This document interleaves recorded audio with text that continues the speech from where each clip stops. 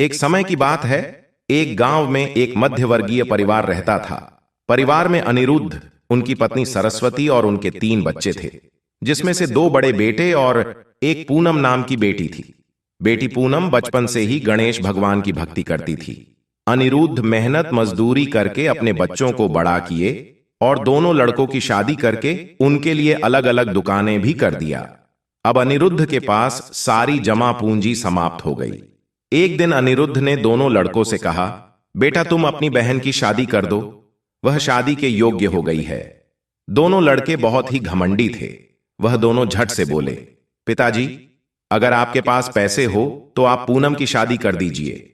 हमारे पास तो पैसे नहीं हैं और हमारी दुकान भी घाटा में चल रहा है। अपने बच्चों की बात सुनकर अनिरुद्ध बड़ा ही चिंतित हुए। चिंता के कारण उनकी तबीयत खराब होने लगी। पिताजी की दवा का खर्चा उठाना पड़ेगा, ऐसा सोचकर दोनों लड़के अपनी अपनी बीवियों को लेकर घर से अलग रहने के लिए चले गए। अब अनिरुद्ध के घर में खाने के भी लाले पड़ गए। कभी घर में भोजन बनता तो कभी खाली ही पेट सोना पड़ता। लेकिन इन सब परेशानियों के रहते हुए भी पूनम ने गणेश भगवान की पूजा करना नहीं छोड़ी थी। वह नित्य गणेश भगवान के मंदिर जाती, फिर घर पर ही गणेश भगवान की पूजा करती। एक दिन गणेश भगवान उसके घर पर एक साधु के भेष में आए। पूनम ने साधु बाबा को बैठाया, पानी पिलाया और जो मंदिर में प्रसाद मिला था उसने साधु बाबा को बड़े ही प्रेम से खिलवाया। साधु बाबा अनिरुद्ध से बोले, पुत्र तुम चिंतित लग रहे हो। तब अनिरुद्ध ने अपनी सारी परेशानी साधु बाबा से बताई। साधु बाबा मुस्कुराए और बोले, पुत्र संकट हमेशा नहीं रहता, इसीलिए आप चिंता को छोड़िए। मैं आपको एक योग्य वर के बारे में बताता हूं। साधु बाबा ने बताया कि पड़ोसी गांव में एक साहूकार रहता है।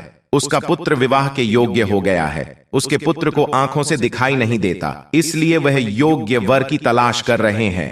आप अपनी बेटी का विवाह उनसे करा दीजिए। वह कुछ भी नहीं लेंगे, उन्हें बस समझदार बहू चाहिए। यह बात सुनकर पहले तो अनिरुद्ध ने मना किया, पर पूनम तैयार थी, इसलिए वह भी हां कर दिया।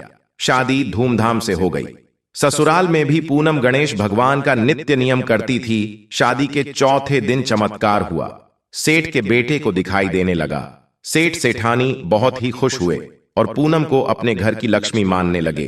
गणेश भगवान की कृपा से इधर अनिरुद्ध के भी दुख के दिन फेरे गए। उसके घर में भी धन का भंडार भर गया।